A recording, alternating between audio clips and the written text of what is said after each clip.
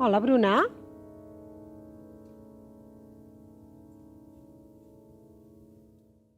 Tierra llamando a Bruna. Però que es pot saber què et passa, princesa? Estava amb l'àvia... Ai, és veritat que l'has anat a veure. Mira, em pensava que estaves amb la Sílvia jugant o fent deures i que ja arribaries. Què volies, que et vingués a buscar? Mama, l'àvia no està bé. Com que no està bé? Que ha passat alguna cosa? Estàvem jugant amb metges i infermeres i després a ser modistes. I s'ha començat a posar nerviosa i em parlava com si fos una altra persona. Jo em pensava que encara estàvem jugant, però realment es pensava que era una altra persona. Tranquil·la, Bruna, mira, no passa res, no pateixis. Saps què? És que l'àvia és gran i a vegades es despista. Tranquil·la. Segur que ho estaves fent també, això de jugar a ser persones diferents, que ella s'ho ha acabat creient. Però si tu ets molt bona, hauries de ser actriu. Mira, saps què faré? Trucaré a la residència i parlaré amb ells. I demà l'anem a veure juntes, d'acord? D'acord. Per cert, mira què he trobat.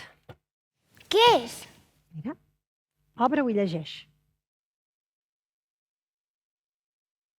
Dilluns 5 d'octubre de 1931. Estimat diari, el meu nom és Quima i m'agradaria que poguéssim ser bons amics. Espero que no li expliquis mai a ningú els meus secrets. És el diari de l'àvia? Això sembla, oi? I el deuria escriure de ben petita, perquè amb aquesta lletrota... El podem llegir? Home, primer li hauríem de demanar a l'àvia, no creus? Què? Mama, això són supertresors, i els supertresors no es descobreixen i et quedes tan tranquil. A més, a l'àvia no la veurem fins demà a la tarda, i jo em moro de curiositat de llegir-ne un bon tros. Però acabes de llegir que l'àvia li demani al diari que no expliqui ningú els seus secrets. Si nosaltres ho llegim és com si ens ho estigués explicant. D'acord.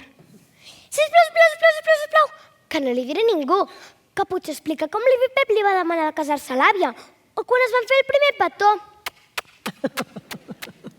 Ets una bona comedianta, tu.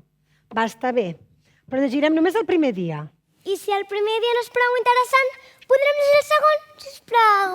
Va, d'acord, però jo decidiré si és prou interessant o no. D'acord, senyora Maria.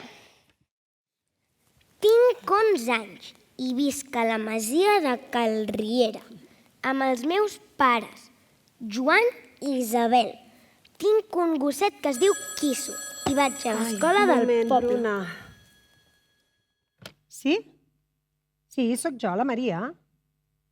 Ostres, ara... Un moment, que agafo la llibreta i t'ho explico bé perquè no hi hagin errors. Bruna, carinyo, em sap greu, però he de resoldre un problema de la feina. Vés a posar-te el pijama, que soparem aviat. D'acord.